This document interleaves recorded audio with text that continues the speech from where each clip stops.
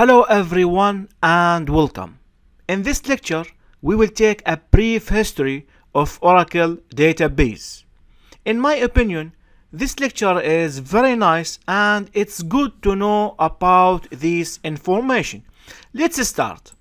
Actually, in 1977, Larry Ellison, and this is the main guy of Oracle, and Bob Miner and E.D. Oates started the consultancy software development laboratories, which became Relational Software Inc. Okay.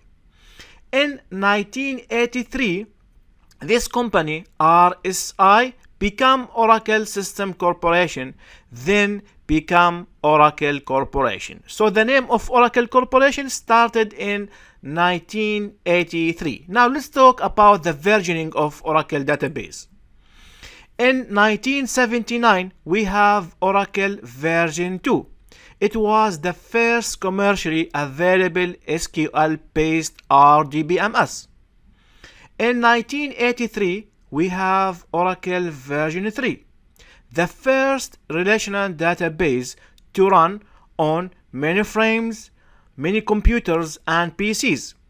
The database was written in C, enabling the database to be ported to multiple platforms. In 1984, we have Oracle version 4, and it have a feature of multi-version read consistency. In 1985, we have Oracle v5, and this version supports client-server computing and distributed database systems. In 1988, we have version Oracle v6, brought enhancement to disk input-output, row looking, scalability, and backup and recovery. And also, in this version, v6 introduced the first version of PL/SQL language. Okay.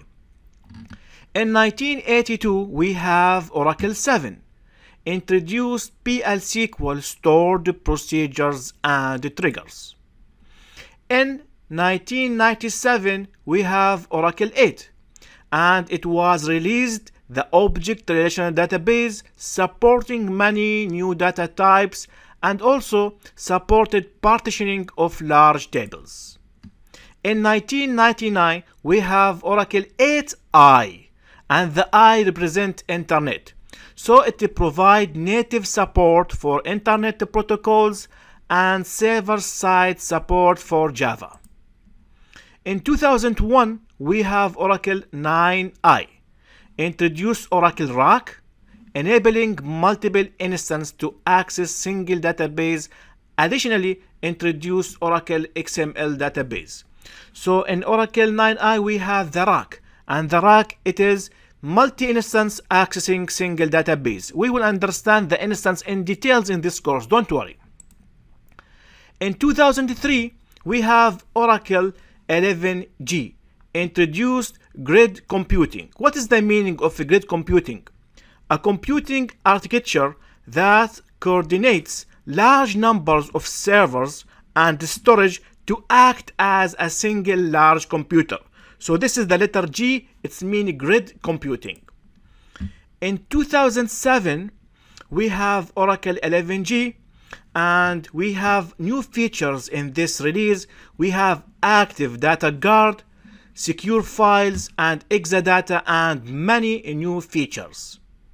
In 2013, we have Oracle 12c, and this is the major changes in the Oracle database.